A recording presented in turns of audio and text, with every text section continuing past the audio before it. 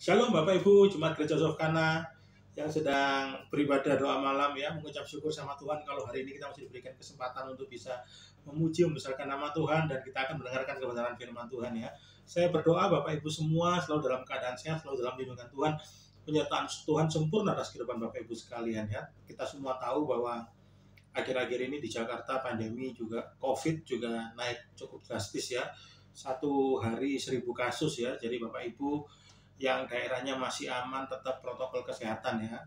Di Jakarta walaupun sudah ada himbauan untuk di tempat umum kita tidak menggunakan masker, tapi karena kualitas udara dan polusi di Jakarta cukup tidak baik dan cukup tinggi polusinya, jadi warga-warga Jakarta yang sadar masih menggunakan masker ya walaupun beraktivitas di luar ya Bapak Ibu sekalian. Oke, langsung aja malam ini kita akan bahas tema gereja kita yaitu di dalam Yohanes pasal 10 ya, ayat 11 sampai dengan 16. Bapak Ibu sekalian siapkan, Bapak Ibu buka Alkitab, saya akan bacakan untuk Bapak Ibu sekalian ya. Akulah gembala yang baik memberikan nyawanya bagi domba-dombanya. Sedangkan seorang upahan yang bukan gembala dan bukan pemilik domba-domba itu sendiri, ketika melihat serigala datang, meninggalkan domba-domba itu lalu lari. Sehingga serigala itu menerkam dan mencerai-beraikan domba-domba itu.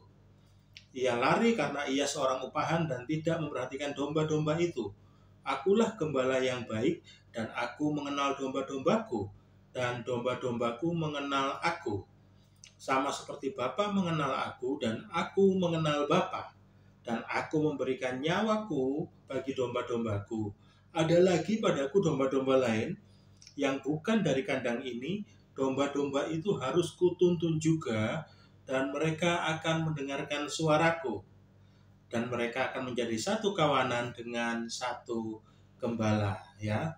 Puji Tuhan ya Bapak Ibu sekalian, firman Tuhan hari ini kita sudah banyak belajar mengenai tema gereja kita ini hampir tiap minggu ya Bapak Ibu sekalian. Nah, kalau tadi kita baca ayat tadi Bapak Ibu sekalian ya, kalau ada perkataan gembala yang baik ya, artinya ada gembala yang tidak baik ya.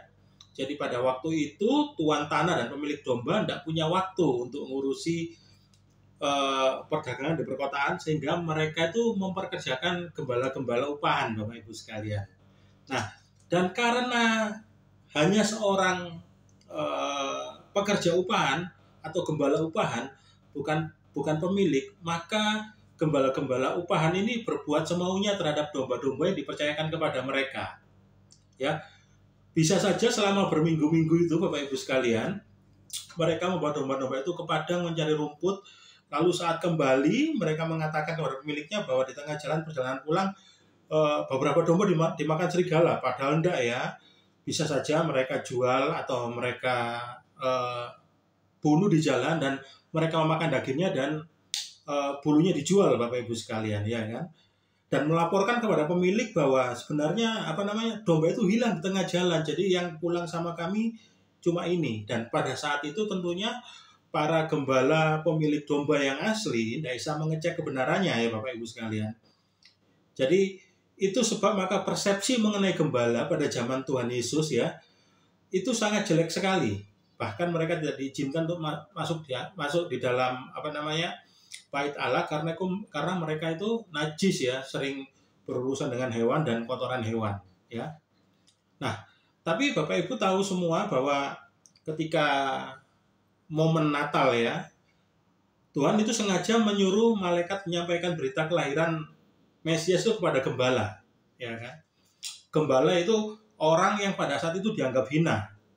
Kalau kita semua tahu bahwa Injil Lukas itu mencatat ketika para gembala masuk ke kota dan menceritakan kabar kelahiran tentang Tuhan Yesus ya, reaksi orang itu menjadi bertanya-tanya. Kenapa? Karena mereka ini image gembala pada saat itu tuh adalah bukan orang yang bisa dipercaya Bapak Ibu sekalian ya.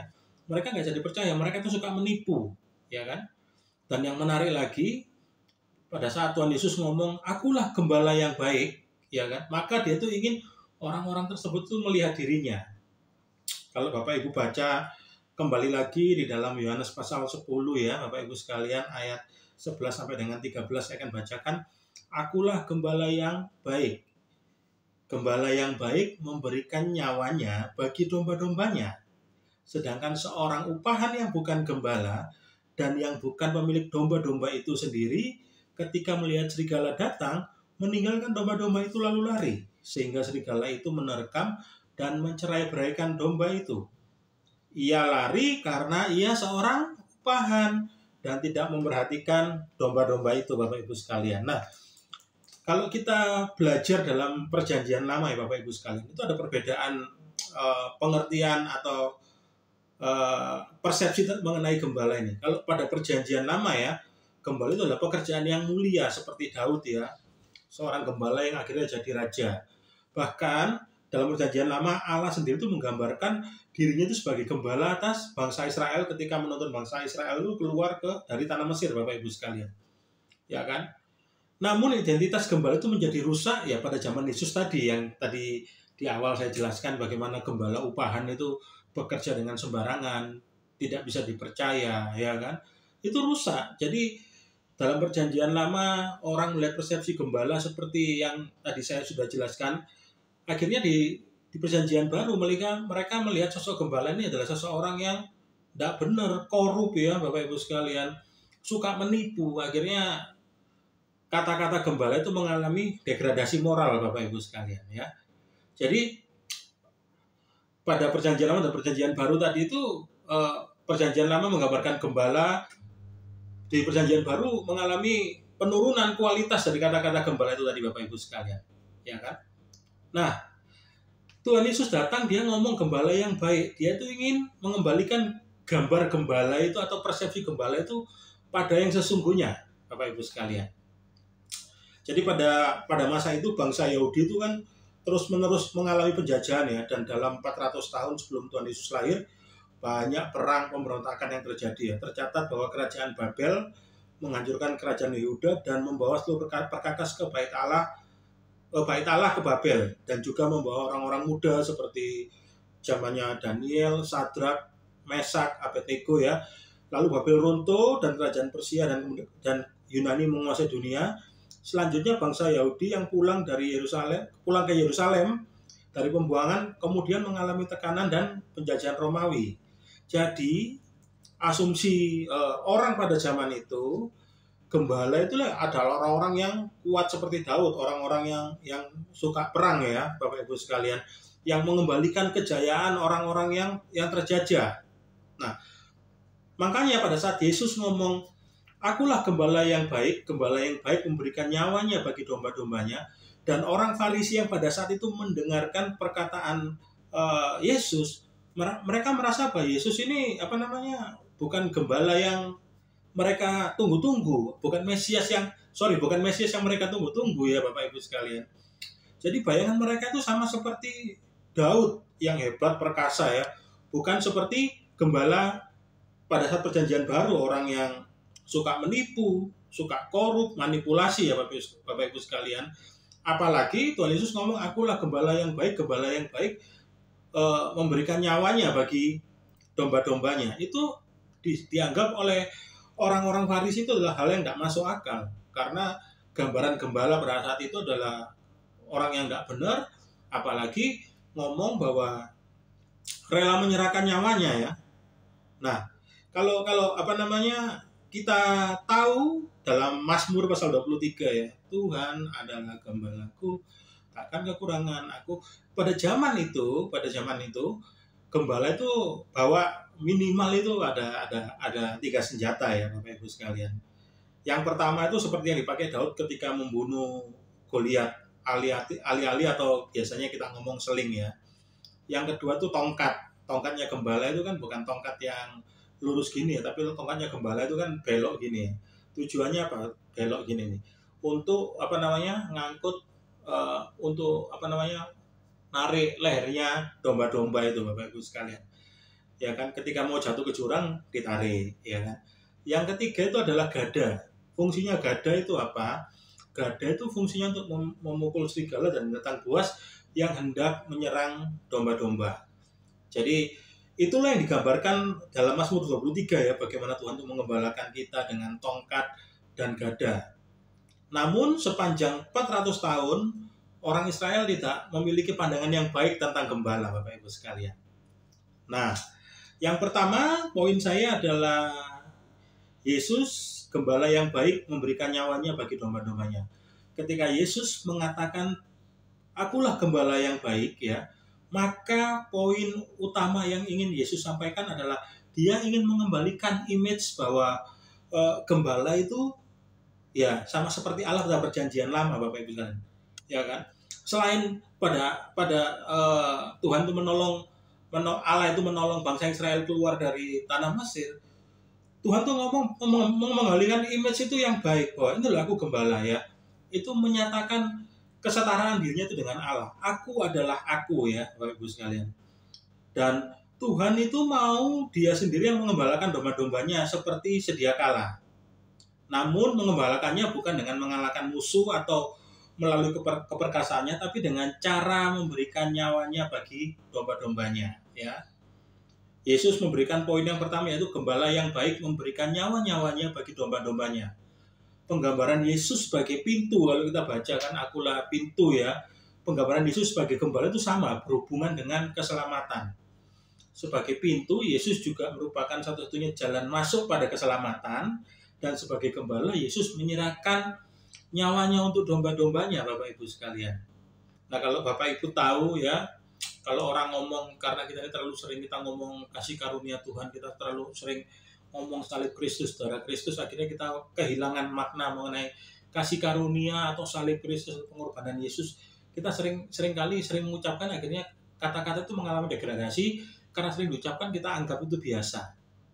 Nah, Martin Luther pada saat zaman dia hidup, dia tuh merenungkan kata ketika Tuhan Yesus disalib, itu ada kata-kata Tuhan Yesus ngomong kan, Eli Eli lama sabatani, ya. Maka dia terus akhirnya Martin Luther ngomong bahwa God forsaking God, no man can understand that, yang artinya Tuhan itu meninggalkan Tuhan dan tidak ada yang bisa mengerti, ya, Bapak Ibu sekalian. Nah, Bapak Ibu bisa baca dalam 2 Korintus pasal 5 ayat 21, sebentar saya akan bacakan, ya. 2 Korintus 5 ayat 21 saya akan bacakan dari terjemahan sederhana Indonesia, ya.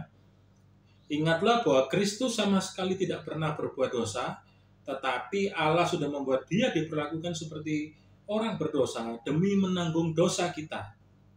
Allah telah melakukan itu supaya kita bersatu dengan Kristus dan dibenarkan di hadapan Allah, ya, Bapak Ibu sekalian. Kita semua tahu bahwa ketika Tuhan Yesus hidup itu dia tuh begitu intim dengan Bapa, ya, dengan Bapa di surga. Kalau kita baca kitab 4 kitab Injil itu bagaimana Tuhan Yesus hidup, selama dia hidup dia selalu manggil Bapa di surga itu Bapa, hubungannya itu Bapa dan anak. Tapi yang cukup menarik, ya, dan ini buat perenungan kita semua, ketika Tuhan Yesus mati disalib, ya, ada satu momen Yesus itu tidak manggil Bapa. Dia bilang apa? Allahku, Allahku, mengapa engkau meninggalkan aku? Ya kan? Dia tidak panggil Bapa pada saat itu, dia bilang bahwa Allahku, Allahku, mengapa engkau meninggalkan aku? Nah, itu adalah prinsip Alkitab, ya, Bapak Ibu sekalian. Sekalipun ia anak, tetapi pada saat ia menanggung dosa kita, ia terhitung sebagai orang berdosa.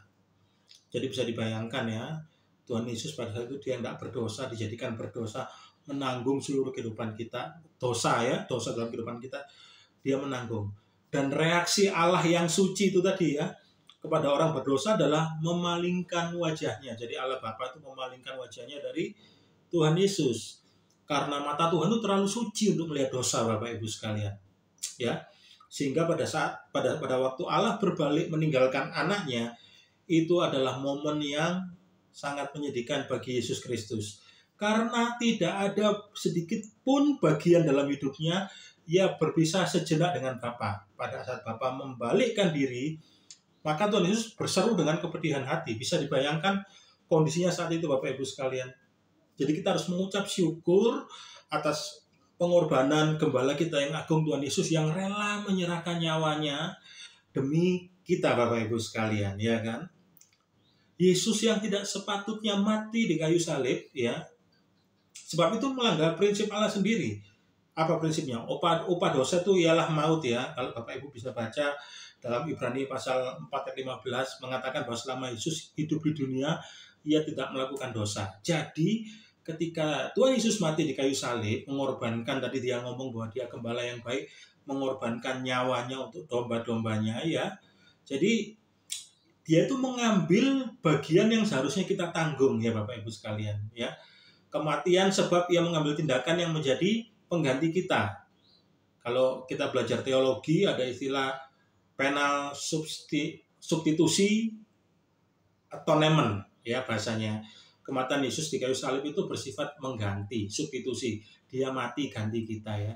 Kalau kita sekarang hidup penuh kasih karunia dengan kemurahan Tuhan, dengan segala kebaikan Tuhan dalam kehidupan kita, itu ada orang yang gantikan, ada satu pribadi yang menggantikan kehidupan kita sebelumnya, yang kita jadi orang yang tidak layak, kita yang layak dihukum, kita manusia yang berdosa.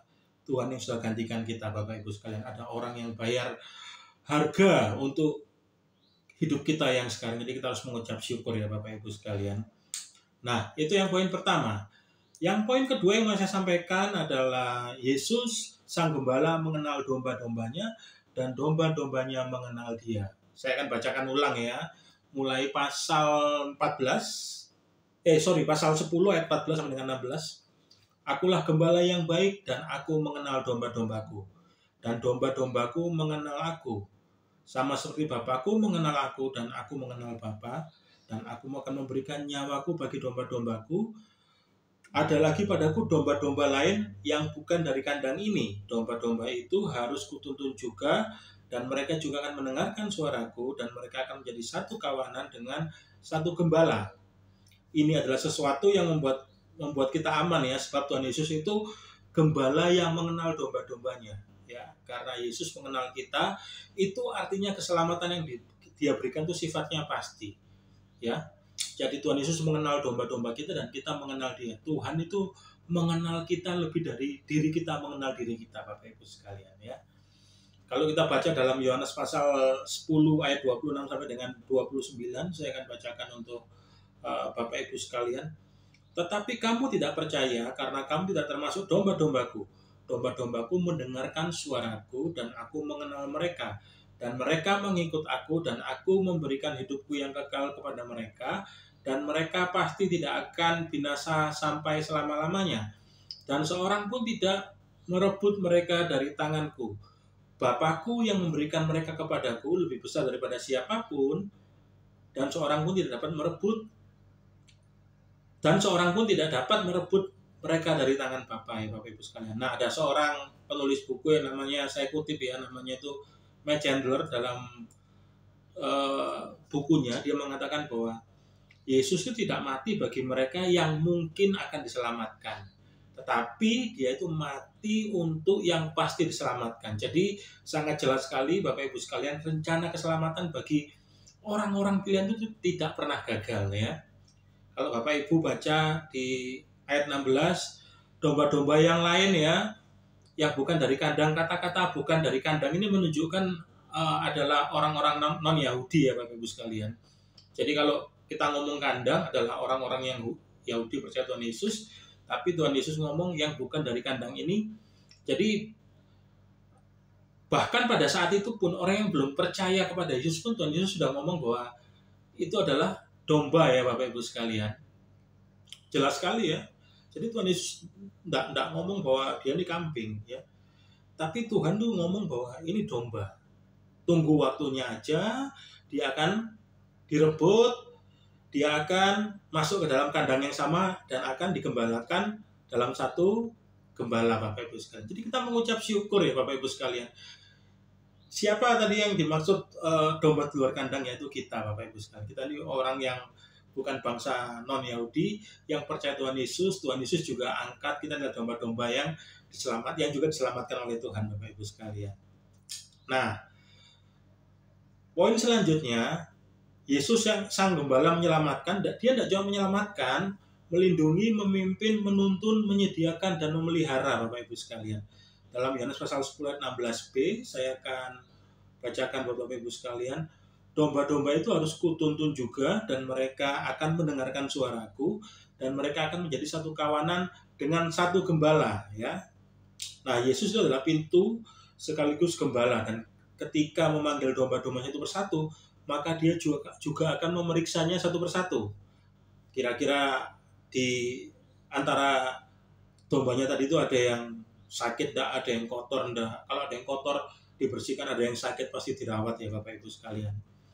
Demikian juga dalam hidup kita, apapun yang sedang kita alami, Yesus Sang Gembala itu tidak akan hanya melihat kita sebagai kawanan, tetapi dia juga secara pribadi, dia mengerti semua yang kita alami, dia tidak cuma mengerti, dia membersihkan setiap kotoran kita, membalut setiap luka kita, supaya kita ini bisa merasa tenang dengan gembala kita ya Bapak Ibu sekalian. Dalam Galatia pasal 3 ayat 23 sampai dengan 26, sebelum iman itu datang, kita berada di bawah pengawalan hukum Taurat, dikurung sampai iman itulah telah dinyatakan. Jadi hukum Taurat adalah penuntun bagi kita sampai Kristus datang supaya kita dibenarkan karena iman. Sekarang iman itu telah datang, karena itu kita tidak berada di bawah pengawasan atau pengawasan penuntun, sebab kamu semua adalah anak-anak Allah karena iman di dalam Yesus Kristus ya. Jadi sebelum Yesus datang dan berkata, akulah gembala yang baik, bangsa Israel dituntun oleh seperangkat hukum-hukum dan peraturan yang menunjukkan kesalahan ya, kekurangan, tapi tidak bisa mengubah hidup Bapak Ibu sekalian.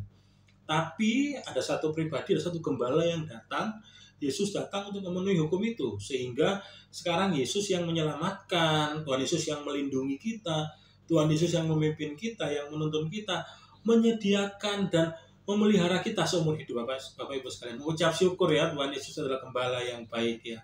Dalam perjanjian lama juga sudah dinubuatkan ya Bapak Ibu sekalian. Kalau Bapak Ibu baca dalam Mika pasal 5 ayat 1, lalu loncat ke 3 sampai dengan 4, saya akan bacakan.